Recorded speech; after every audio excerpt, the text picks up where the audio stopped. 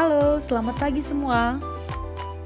Sebelum mulai belajar, silahkan berdoa terlebih dahulu ya. Baik, pada pertemuan kali ini kita akan mempelajari beberapa penerapan teorema Pitagoras. Sebelumnya kamu sudah belajar bagaimana cara menggunakan rumus-rumus Pitagoras. Nah, saat ini kita akan mempelajari bagaimana penerapan teorema Pitagoras. Yang pertama nanti pada bidang datar, yang kedua pada bangun ruang, dan yang terakhir penerapan teorema Pitagoras dalam kehidupan sehari-hari. Jadi silakan simak video ini sampai habis ya. Baik, sebelum kita masuk ke pembelajaran kita hari ini yaitu tentang penerapan teorema Pitagoras, kita ingat kembali apa yang dimaksud dengan teorema Pitagoras. Teorema Pitagoras adalah kuadrat sisi miring sama dengan jumlah kuadrat sisi-sisi penyikunya. Sisi penyikunya berarti adalah alas dan tinggi segitiga siku-siku. Ingat, teorema Pitagoras ini hanya berlaku pada segitiga siku-siku ya. Nah, kita lihat. Kalau misalkan segitiganya begini, segitiga ABC, maka rumusnya seperti apa? Rumus teorema pada segitiga ini seperti apa? Ya, sesuai dengan teorema yang baru saja Miss sebutkan, maka kuadrat sisi miring, berarti sisi miringnya yang mana? Yang ini ya. Maka kuadrat sisi miring berarti C kuadrat sama dengan jumlah kuadrat sisi penyikunya. Penyikunya B dan A. Berarti kuadratkan A kuadrat tambah B kuadrat ya. Nah, inilah dia rumus Pitagorasnya. C di sini merupakan sisi miringnya. Dari mana kita tahu C adalah sisi miringnya? Lihat sudut siku-siku. Ini sudut siku-siku. Maka sisi yang berada tepat di depan sudut siku-siku adalah sisi terpanjang atau sisi miringnya. Oke, paham ya? Sekarang kita lanjut ke segitiga berikutnya. Ini segitiga PQR. Nah, kita akan cari rumus yang tepat yang akan kita gunakan pada segitiga siku-siku PQR. Berdasarkan teorema Pitagoras ya. Nah, maka bagaimana rumusnya? Iya, ingat teoremanya.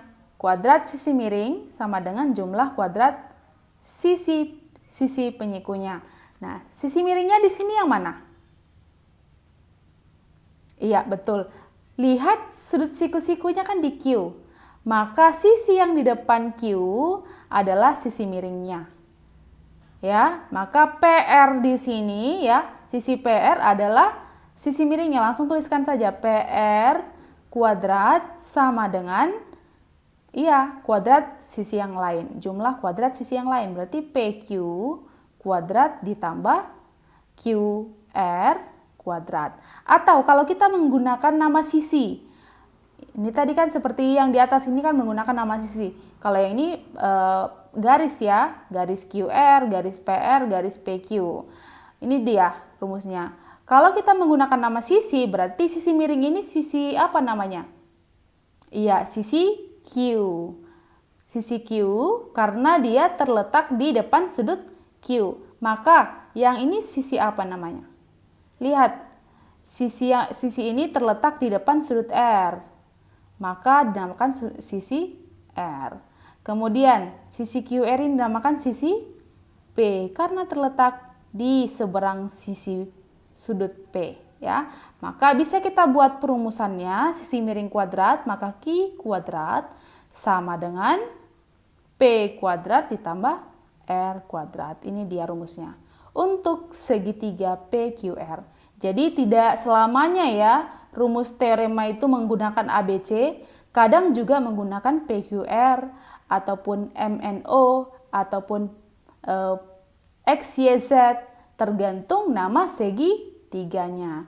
Namun untuk membuat perumusannya kamu harus ingat apa isi dari teorema Pitagoras tersebut. Paham ya?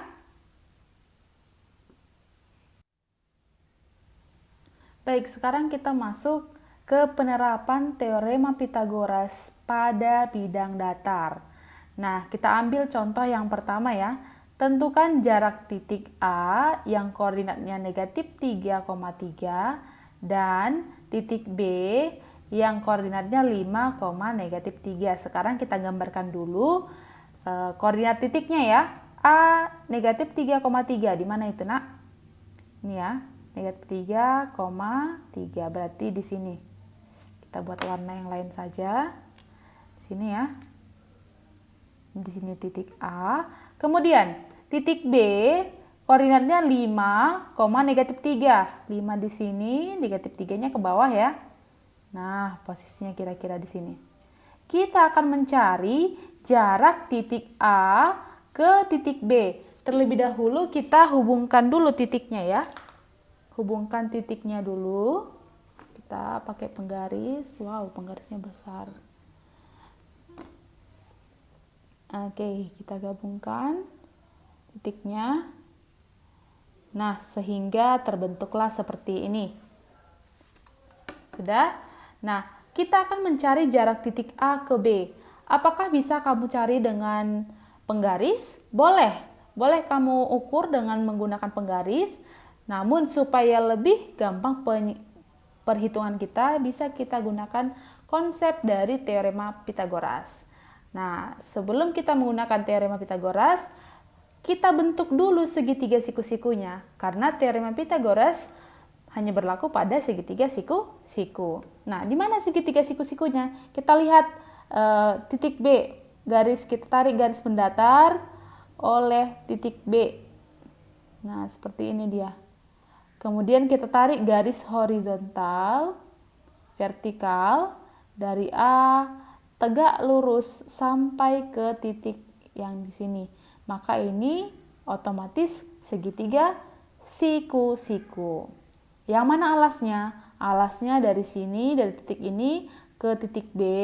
Yang mana tingginya? Dari titik ini ke titik A. Sekarang kita hitung berapa jarak dari titik ini ke titik B. Dari sini aja kan nampaknya negatif 3 ke 0 berapa? 3, 0 ke 5, 5. Maka totalnya semuanya berapa? Ya, 8 satuan. Kemudian tingginya dari titik ini ke 0, 3. Dari 0 ini ke 3, maka totalnya berapa? Iya, 6 satuan. Dapat alas dan tingginya bisa kita cari. Iya, sisi miringnya. Jarak titik A ke B itu kan sisi miring segitiga ini. Maka menurut perumusannya kita buat seperti apa, Nak? Kita singkat aja sisi miring jadi S ya. Maka S kuadrat sama dengan alas dan tingginya kita buat aja A ya. A kuadrat ditambah B kuadrat. S kuadrat.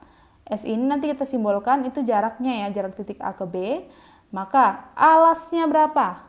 8. Maka kita masukkan 8 kuadrat ditambah 6 kuadrat. S kuadrat sama dengan 8 kuadrat berapa? 64 tambah 36.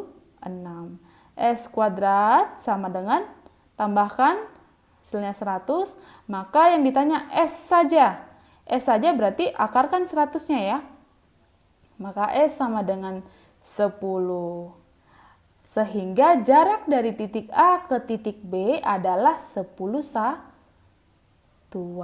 Seperti itu ya. Baik, kita masuk ke contoh yang kedua, penerapan teorema Pitagoras pada bidang datar. Nah, di sini soalnya mencari luas trapesium ABCD. Gambarnya bisa kamu lihat di sini ya. Perhatikan baik-baik soalnya. Panjang AD 13 cm, CD 20, BC 15 dan AE-nya 5 cm. Rumus untuk mencari luas trapesium, lihat di sini. Luas sama dengan A tambah B. A dan B ini adalah dua garis yang sejajar pada trapesium. Yang mana itu? Ini ya. Maka dalam hal ini kita masukkan. Dalam hal ini A di sini adalah panjang AB ditambahkan dengan B di sini adalah Iya, CD ya. Per 2 nanti dikalikan dengan tingginya. Tinggi di sini boleh kita gunakan ED, boleh CF, sama saja ya, kita buat aja DE. Oke, sekarang AB-nya berapa?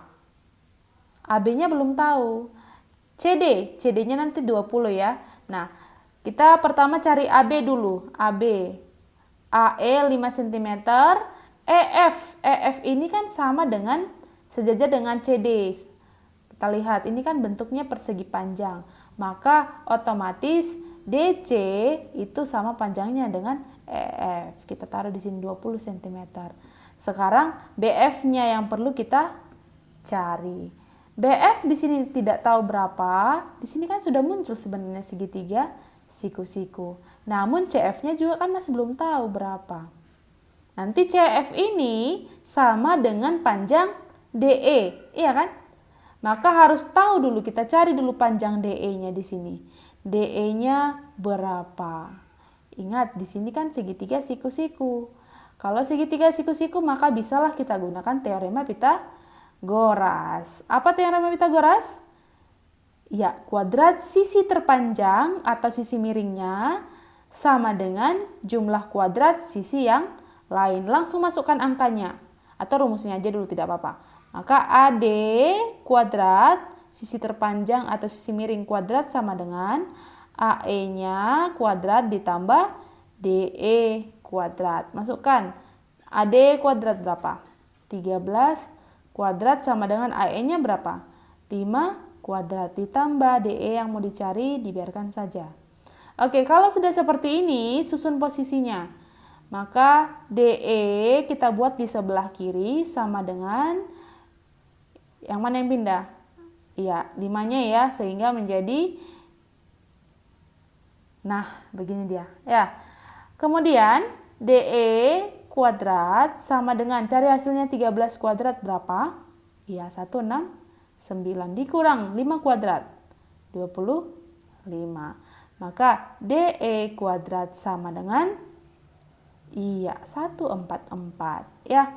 Maka DE saja hasil dari akar dari 444. Berapa itu? 12 cm. Maka panjangnya 12 cm. Kalau DE-nya 12 cm, otomatis CF-nya juga 12 cm. Kalau CF-nya 12 cm, untuk mencari BF tetap kita gunakan teorema Pitagoras. Oke, gunakan lagi. Maka berawal dari sisi miring kuadrat. Sisi miringnya berapa? BC kuadrat sama dengan jumlah kuadrat sisi yang lainnya. Kita tuliskan saja BF kuadrat ditambah CF kuadrat. Atau terbalik pun nggak masalah ya. Oke, BF-nya masukkan nilainya 15 kuadrat sama dengan BF-nya berapa? Tidak tahu, biarkan saja. Ditambah CF kuadrat 12 ya. 12 kuadrat. Oke, sekarang cari nilainya, hasilnya. Maka ini 225 ditambah BF biarkan. Tambah 144. Sekarang atur posisinya. BF pindahkan sebelah kiri. BF kuadrat sama dengan, ya 144 pindah ya, menjadi 225 dikurang 144. BF kuadrat sama dengan, berapa itu? 181, ya, pas kan? Ya, betul. Maka BF sama dengan akar dari 81. BF-nya berapa, Nak? 9 cm. Maka BF-nya di sini adalah 9 cm. Udah, kita masukkan ke rumus yang di awal tadi. Maka AB-nya berapa? Ya, AB-nya dari titik ini ke titik yang ujung ini ya. Jumlahkanlah semuanya. 5 tambah 20 tambah 9. Sama dengan? Ya, 34. Ya, CD-nya 20 ya. 20 per 2 dikali DE-nya berapa? DE sama CF itu tinggi trapesium ya. Maka dikali 12 cm. 12 saja, tidak apa-apa. Nah, ini kita bagikan dengan 2. 1 Sama-sama dibagi 2. Ini 1, ini menjadi 6. Oke, sekarang tambahkan dulu yang ini. 50 berapa itu? 54. Kemudian dikali 6. Maka hasilnya berapa? 54 dikali 6. 4, 2, 30. 324. Satuannya cm pangkat 2. Seperti itu. Oke, semoga bisa dipahami ya. Next, kita masuk ke contoh penerapan teorema Pythagoras pada bangun ruang. Nah, di sini Miss ambil adalah bangun ruang balok. Oke, yang ditanya di sini adalah panjang diagonal AG. AG berarti hubungkan titik sudut A dan G, ya. Nah, di sini Miss tarik garis dari A ke G. A ke G. Nah, kira-kira seperti itu. Anggap saja lurus ya. Nah, untuk mendapatkan panjang A ke G, berarti harus kita bentuk dulu sebuah segitiga siku-siku biar terpakai teorema Pythagorasnya. Oke? Nah, kalau dia ditarik dari A ke G, terus tingginya, berarti tingginya ini ya, GC ya. Maka alasnya kira-kira yang mana? Alas kalau sisi miringnya AG. Yang pasti AG ini sebagai sisi miring ya. AG tingginya GC, maka alasnya pasti yang ini kan. Nah, ini kan dari A ke C. Ya enggak? Ini dia siku-sikunya. Kalau kita keluarkan dari bangun ruang ini, kira-kira posisinya seperti ini.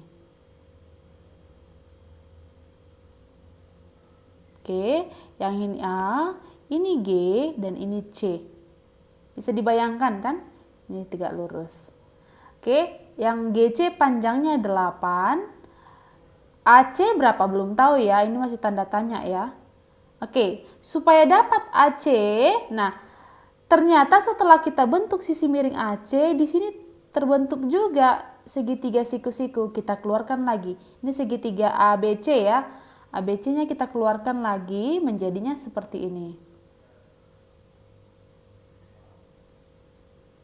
Nah, posisi A di sini, posisi B di sini, C di sini. Bisa dibayangkan kan? Ini A, ini tadi G, yang ini C ya. Aduh, yang ini C. Oke, kita masukkan apa yang diketahui. Kita tuliskan apa yang diketahui. AB tadi 12 cm. Kemudian BC-nya 9 cm. Maka bisa kita cari AC-nya, mencari sisi miring dari segitiga ABC. Oke? Nah, kita cari dulu di sini saja langsung. Gunakan teoremanya. Sisi miring kuadrat berarti AC kuadrat sama dengan jumlah kuadrat sisi yang lainnya. Maka AB kuadrat ditambah BC kuadrat. Masukkan nilainya nak. 12 kuadrat ditambah 9 kuadrat. Kuadratkan. 144 ditambah 81. Hasilnya 225. Namun ini kan masih AC kuadrat. AC saja berarti akarkan. Hasilnya berapa? 15 cm. Maka AC-nya sama dengan 15 cm. AC di sini sebagai sisi miring, namun pada segitiga ACG, AC itu sebagai alasnya. Maka AC di sini 15 cm. Ya, paham kan? Maka untuk mencari AG-nya ya sama saja seperti mencari AC pada segitiga ABC. Maka kita tuliskan rumusnya, ingat teoremanya. Ingat selalu menuliskan pertama kali adalah sisi miring. Sisi miringnya berarti AG kuadrat sama dengan jumlah kuadrat sisi yang lain atau sisi penyikunya.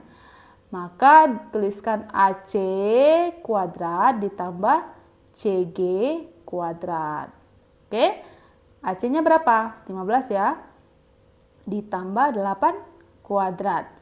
Kuadratkan. 225 ditambah 64.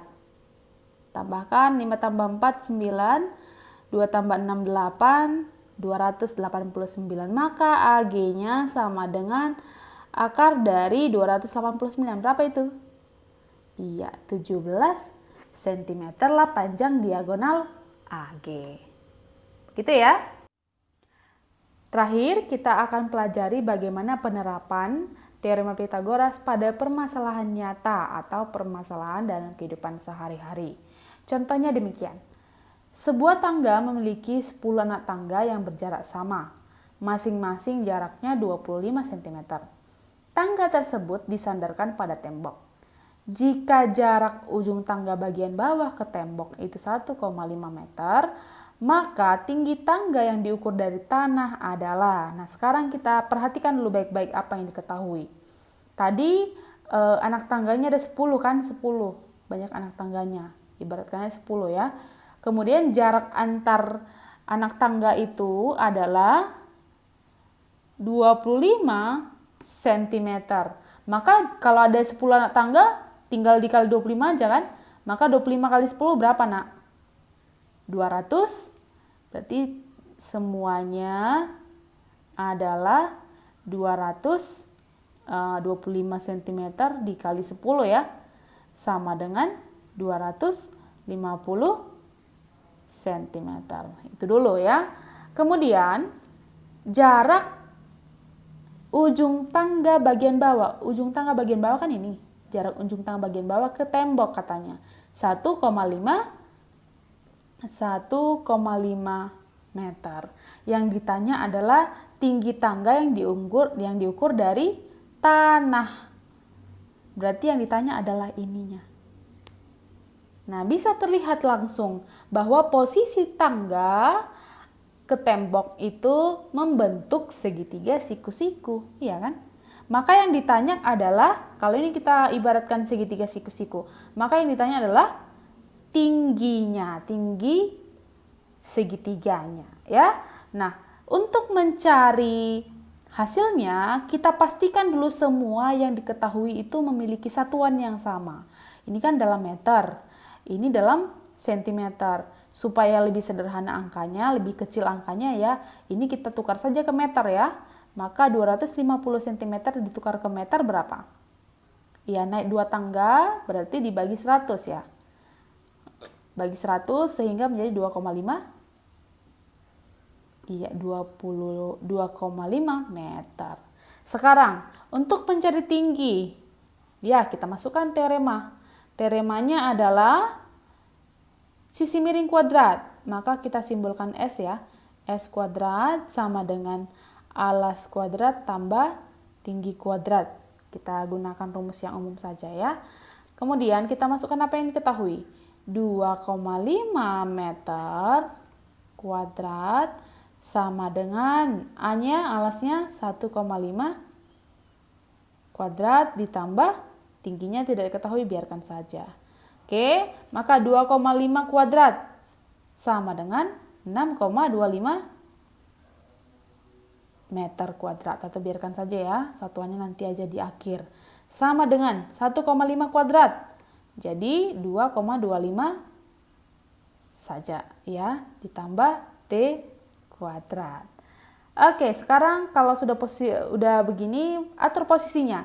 Yang ditanya T kuadrat ini pindahkan ke ruas kiri.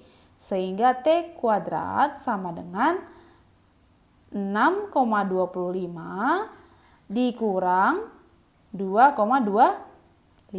Yang negatif adalah 2,25-nya karena itu yang berpindah ya. Maka T kuadrat sama dengan kurangkan 6,25 dikurang 2,25. Ini habis kan? Yang belakang koma habis sehingga menjadi 4. Ya. Maka T sama dengan akar dari 4. T-nya sama dengan 2 meter. Maka tinggi tangga yang diukur dari tanah adalah 2 meter. Sampai di sini bisa dipahami? Oke.